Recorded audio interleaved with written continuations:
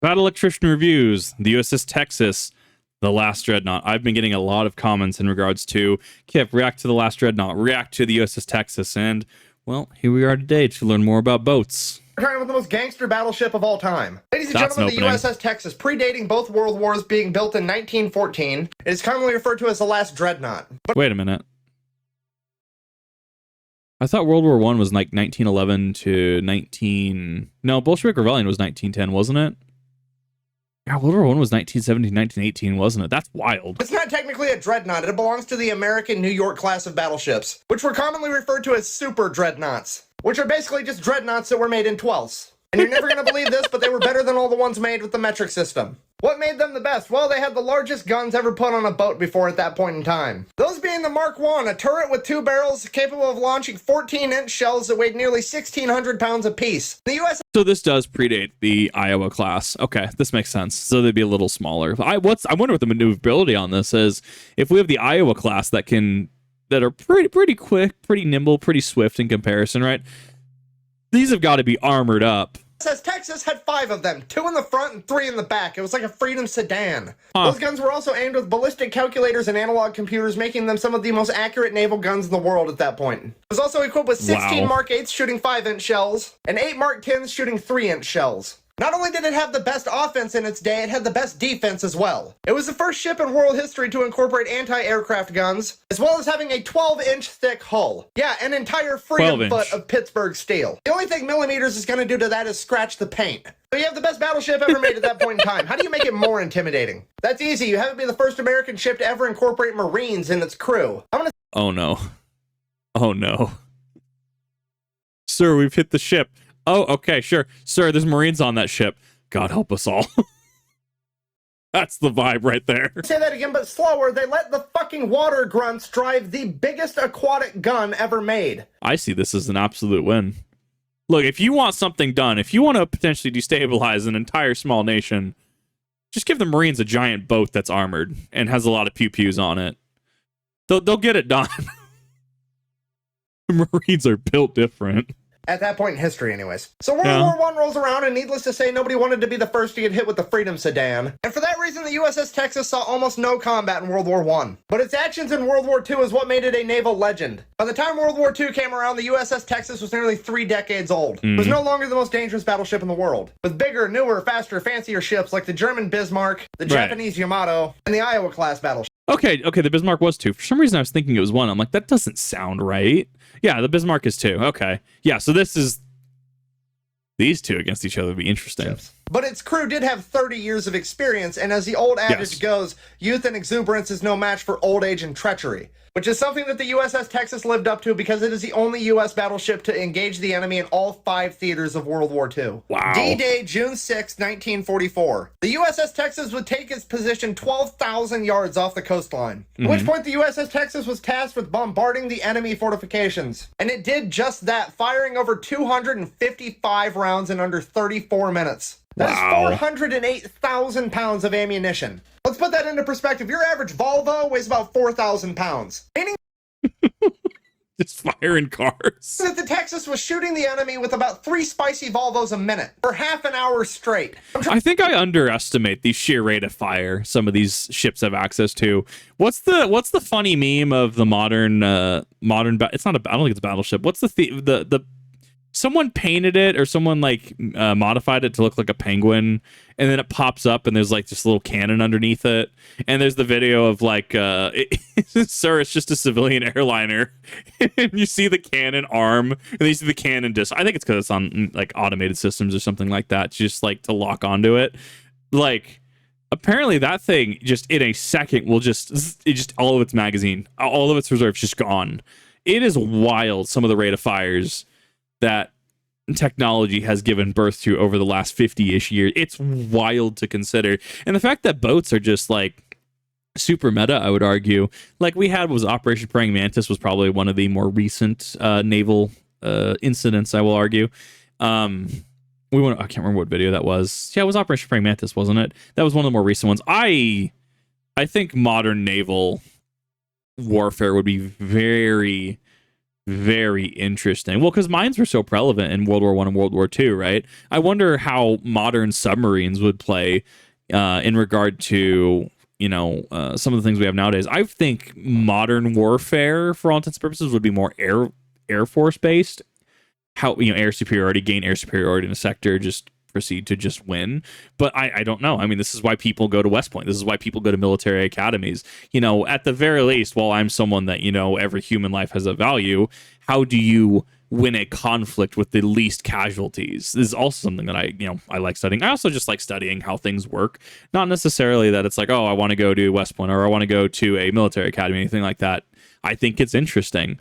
And I think that the military and veterans have a lot of wisdom that it can impart for just your everyday civilians. You get CEOs, for example, reading The Art of War by Sun Tzu, reading The Five Rings by Miyamoto Musashi, right?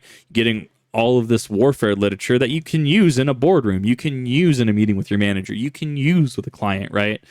And I think it's part of just being a well-rounded person, at least just having that cognizance. I'm trying to tell you that the Grim Yeater over here bitch slapped the enemy's coastline with an entire car dealership in the amount of time it takes you to watch a TV show. It's great. The Grim Yeater would continue to airmail spicy Volvos to the enemy until June 11th, when it ran out of ammo, but then sailed to the rear detachment off the coast of France to pick up more ammunition, and then sailed back to continue engaging the enemy. Wow. By the time it had returned to the beach at Normandy, the Allied troops had driven the enemy so far back that its guns could no longer reach. So it advanced from 12,000 yards to 3,000 yards, the closest they could possibly get without beaching the ship. It is at that point in time the USS Texas said, "Hold my beer," and flooded all of it. I have heard about this. That is such a meta thing.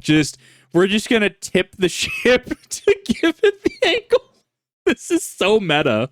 Its blister tanks on the starboard side, tilting the entire boat, changing the angle of the guns, allowing them to reach further inland. They gangster leaned a 32,000-ton warship so they could continue to engage the enemy. This might be the most grunt-horrific moment in world history. Can you imagine playing the board game Battleship and whoever you're playing says, "I've sunk my own battleship, prepare to die"? And then you get hit with a fucking car? Look, I know I talk about this a lot, but this is a great example of the type of shit that goes on when you hit the dock or the officer. It's not necessarily a war crime, but Geneva didn't necessarily know that shit was even a fucking option.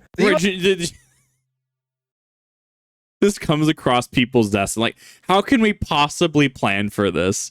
How could we possibly realistically plan for this? And that's why, the Marines versus the DARPA AI is so funny to me. Because if there was one group of people, there's a few groups of people, if there was one group of people that would definitely test the limits of a super sophisticated advanced AI, it'd be the Marines. It would 100% be the Marines.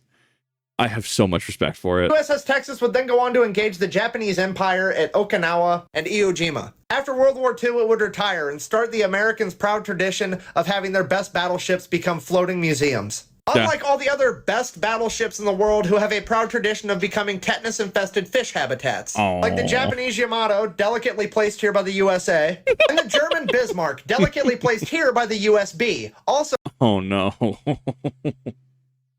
Oh, the mighty have fallen. I mean, that's why Sabaton is an entire song about the Bismarck. Like, the Bismarck is a very, very popular subject. Known as Great Britain. If you don't know, the Bismarck and the Yamato are the two battleships that people like to argue are better than the Iowa-class battleships. Given the fact that all the Iowa-class battleships are floating museums that you can see anytime you'd like, and you need scuba gear to see these, it raises the question, what are they better at besides being shitty submarines?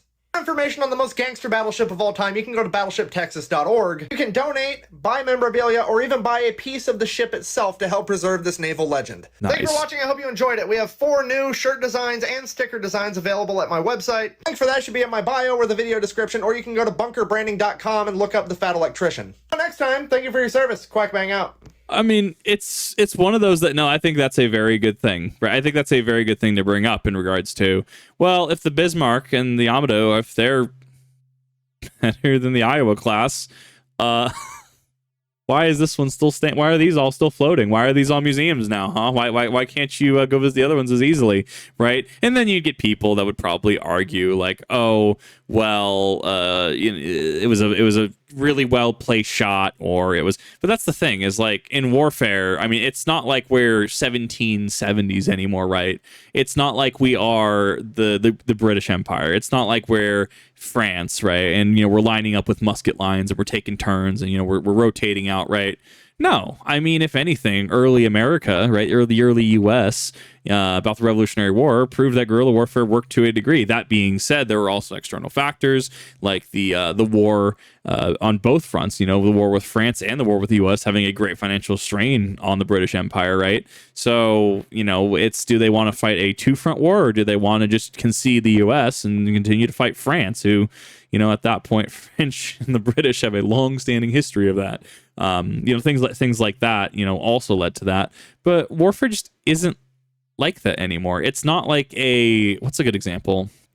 It's not like one of those early video games, and I guess we still see it in modern video games to a degree, where you got two AI that'll walk up to each other and they'll stand. Think like Elder Scrolls Oblivion, right? In Oblivion, you have two, or even Skyrim to a degree, you have two characters, two PCs that just are just in front of each other and just wailing on each other, right? And then you can see that they're taking the turns, especially in Oblivion, which I'd argue is a slower, more floaty game, right?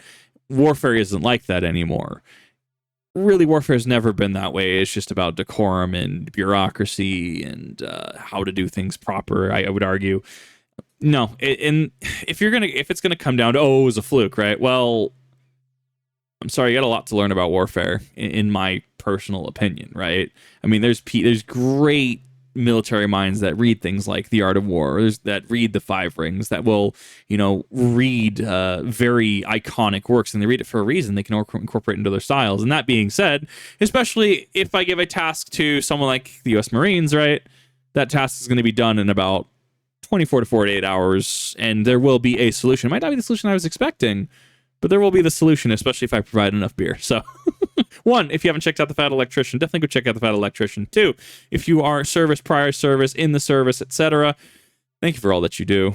You are appreciated, and you are doing the best that you can. And know that there are people like me in the civilian life that don't subscribe to all the stolen valor BS that a lot of people like to do.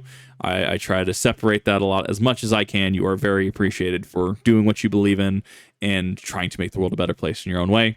And, let me know your thoughts. Let me know your thoughts on the USS Texas, if you think that is the absolute most gangster move ever. And that'll do it for me this time. Thank you everyone for watching. I definitely appreciate it. And I will see you all in the next